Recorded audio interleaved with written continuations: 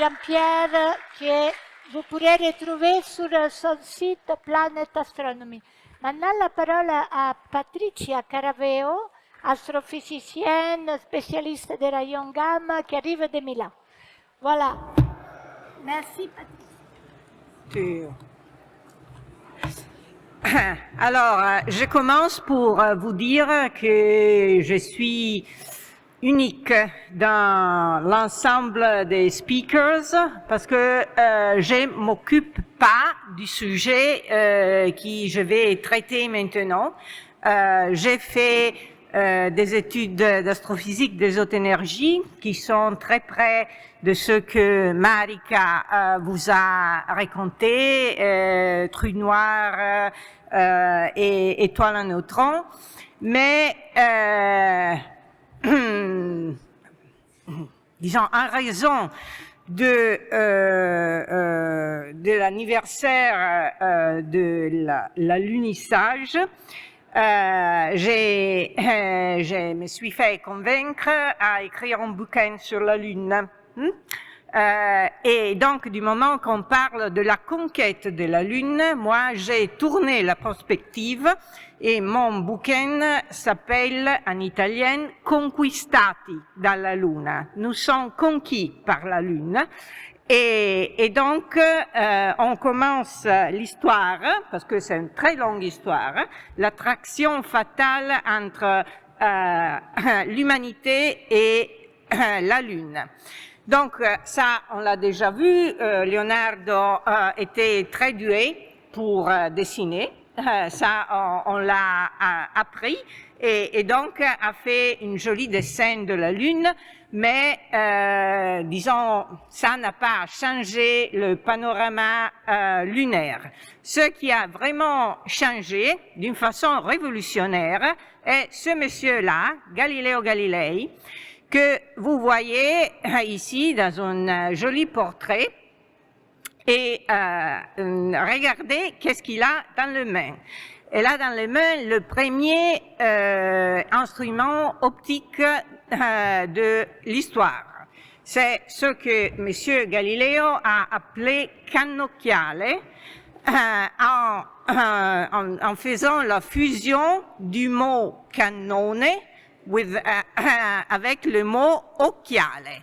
C'était un tuyau, un canon avec des lentilles, avec des lunettes.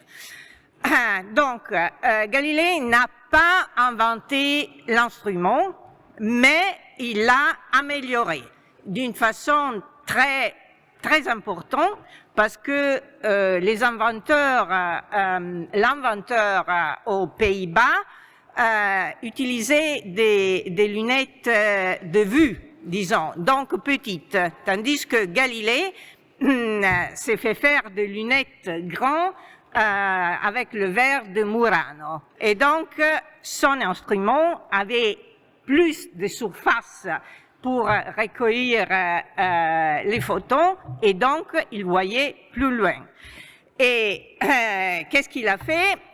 Il a assuré son futur en faisant comprendre aux doges de Venise les qualités militaires de l'instrument. Mais puis, après, il est retourné chez soi et il a regardé le ciel. Et ça a été vraiment la révolution. Parce que maintenant, vous voyez une autre image qui a déjà été montrée. Mais ça, c'est une aquarelle de Galilée qui montre la Lune comme il l'a vue. Et donc, ça, c'est révolutionnaire parce que Galilée, à part le détail de la lumière donc on a parlé, il voit que la ligne qui sépare la lumière de l'ombre n'est pas continue, il est irrégulière. Et donc, ça signifie que la Lune n'est pas sphérique. Comme disait disons, la science aristotélique et l'Église catholique. Donc, en disant que la Lune a les montagnes, Galilée prenait des risques, et il le savait très bien. Il a écrit ses observations et l'interprétation de ces observations dans ce bouquin Sidereus Nuncius, qui a été une instant bestseller en Europe, et il a pris beaucoup de mal à expliquer exactement pourquoi il était convaincu que la Lune n'était pas sphérique. Donc, vous comprenez que l'Inquisition a accepté le bouquin, mais c'était déjà, il marchait sur les œufs quand il parlait de ça. Et donc, c'est très étrange de voir que, en effet, la Lune de Galilée rentre dans la culture tout de suite. Et par exemple, regardez, la première place où la Lune de Galilée est montrée au peuple, c'est l'église de Santa Maria Maggiore. C'est l'une des grandes basiliques de Rome, c'est pas n'importe quelle église, où Monsieur Ludovico Cardi, qui était appelé Cigoli, donc un peintre fameux, reçoit l'ordre du pape de faire la Vierge. Donc la lettre existe, vous faites la Vierge qui représente l'Église, etc., avec le pied sur la Lune. Dans la lettre, on ne disait pas comment devait être la Lune, et donc M. Cigoli, qui était ami à Galiléo, a fait la Lune de Galiléo. Et donc vous le voyez ici, vous allez Santa Maria Maggiore, la chapelle. À droite, il y a la Lune de Galilée, et pour vous dire que, quand même, les données de Galilée, c'était pas été inaperçues, disons. Aussi, John Milton, qui a écrit Le Paradis perdu, parle de Galilée et parle de montagnes sur la Lune. Donc, pas mal comme preuve d'être pris au sérieux dans le monde. Mais la Lune de Galilée, c'était réaliste, mais il faut venir ici, à Paris, pour trouver une représentation beaucoup plus précise de la Lune, fait par ce monsieur, Giovanni Domenico Cassini, né italien, mais devenu français quand il est venu à Paris pour diriger l'observatoire. Donc peut-être vous étudiez de Jean-Dominique Cassini, qui a commencé une dynastie de directeurs d'observatoire avec 4 générations de Cassini qui ont dirigé l'Observatoire de Paris. Il faut se méfier des Italiennes. Donc, Cassini a fait une gravure magnifique de la Lune, gravure qui est jugée la meilleure faite, mais très réaliste, mais avec quelques petites fantaisies. Par exemple, c'est cette femme. Peut-être c'était un compliment à sa jeune femme française. On ne sait pas, mais la réalité c'est comme ça. Donc, il avait une certaine quantité de fantaisie. Mais donc, maintenant, on saute des 3 siècles. Et on arrive à une autre image que vous avez déjà vue, une image iconique, la Terre qui s'élève.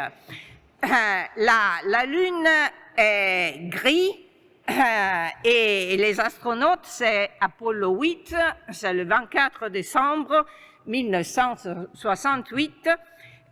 Ils sont en train de faire les photos de la surface de la Lune. La Lune est grise, donc les photos sont blanc et noir.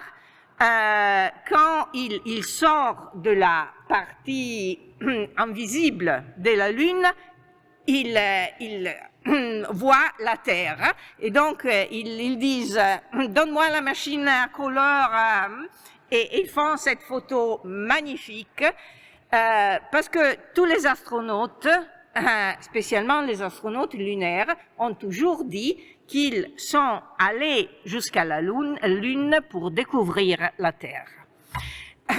Et maintenant, on a une cartographie lunaire fantastique. Voyons si ça part. La NASA nous donne la possibilité de faire un tour de la Lune avec la mission Lunar Reconnaissance Orbiter, LRO. On le trouve sur Internet. C'est absolument c'est magnifique à voir. La qualité des données est incroyable. Mais ce qui est vraiment incroyable, c'est que en prenant des photos à haute résolution de sites où se sont posées les 6 missions Apollo, on voit les promenades des astronautes. Je trouve que ça, c'est une chose magnifique. C'est romantique de voir les traces laissées par les 12 hommes qui ont marché sur la Lune. Et la Lune les garde soigneusement. Donc, avec cette fantastique connaissance de la Lune, maintenant, on peut transformer la Lune dans une œuvre d'art. Ça, c'est une installation d'un artiste anglais, Luke Jerram, qui a fait des stops dans différentes villes italiennes. Ici est à Cagliari. La Lune était là la semaine dernière. Et du moment que j'ai écrit un bouquin sur la Lune, que mon éditeur a classé comme best-seller, donc j'ai été invitée à présenter le bouquin. Donc, c'est très marrant d'être assise sous la Lune en parlant d'un bouquin sur la Lune. Et donc, avec cette installation, on peut jouer, évidemment. Et moi, je n'ai pas résisté. Aussi parce que ma fille me pose toujours la question, mais qu'est-ce que tu vas dire aux gens de ton bouquin? Elle ne me prend pas au sérieux comme toutes les filles du monde. Et donc, j'ai fait cette photo et donc je peux lui dire que j'étais là pour soutenir la Lune. Merci. D'accord.